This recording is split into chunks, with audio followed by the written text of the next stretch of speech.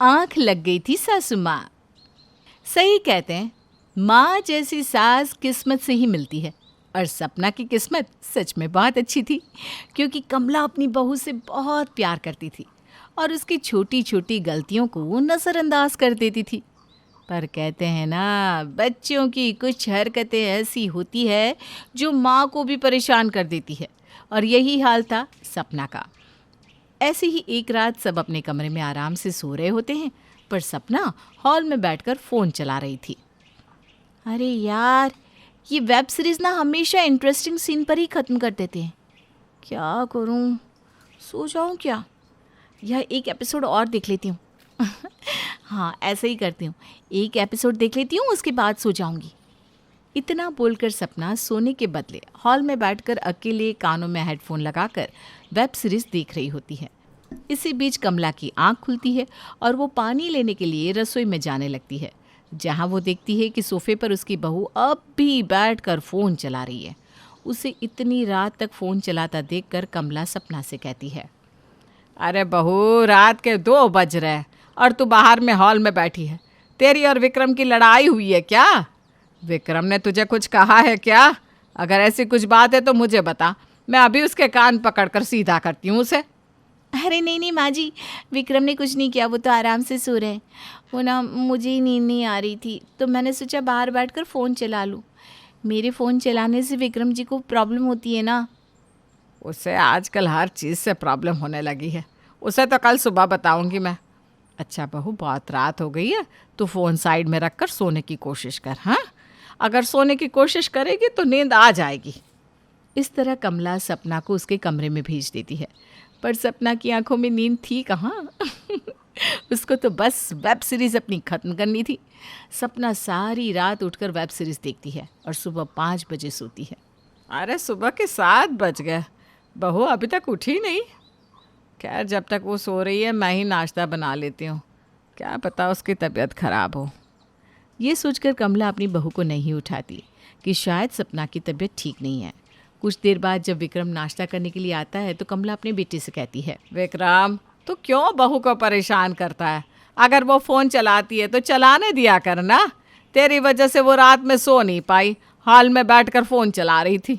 नींद नहीं आ रही थी बेचारी को, और देखा अब उसकी तबीयत ख़राब है। सुबह के 7 बज गए, अभी तक उठी नहीं। माँ, मुझे उसके फ़ोन चलाने से कोई प्रॉब्लम नहीं है, और उसे नींद आएगी कैसे? सारी रात तो उसे उल्लू की तरह जागने की आदत है। और रही तबीयत की बात, तो उसकी तबीयत बिल्कुल ठीक है। सुबह 5 बजे तो वो सोने के लिए गई है, तो 7 बजे उठेगी कहाँ से?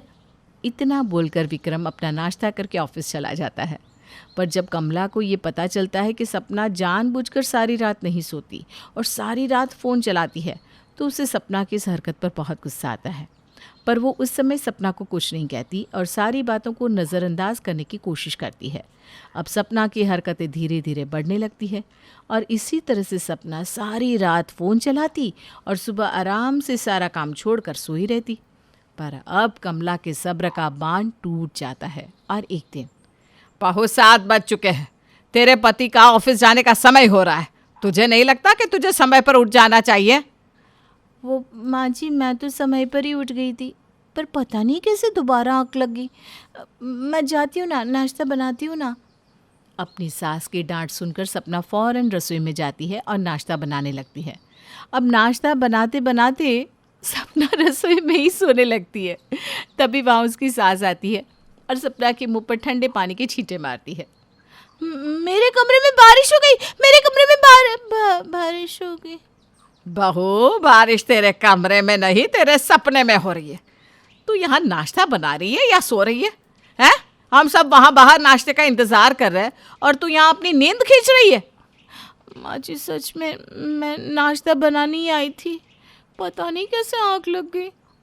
अब दोबारा आँख ना लगे इसलिए पहले मुंह धो ले। सारी रात सोई नहीं और काम के समय महारानी की आँख लग जाती है। कमला सपना पर नाराज़ होकर वहाँ से चली जाती है। अब सपना सबसे पहले अपना मुंह धोती है और पूरे परिवार के लिए नाश्ता बनाने लगती है। अब इसी तरह से रोज़ सपना काम करते करते सो जाया करती और कमला सपना को बार बार उठाती और उसे सख्त हिदायत भी देती। पर सपना है जो अपनी हरकतों से बाज ही नहीं आती। ऐसे ही एक दिन सपना गैस पर खाना चढ़ाकर रसोई में ही सोने लगती है, जिस वजह से पूरा खाना जल जाता है। खाने की बदबू कमला के कमरे तक जाती है और कमला जल्दी से रसोई में आती है।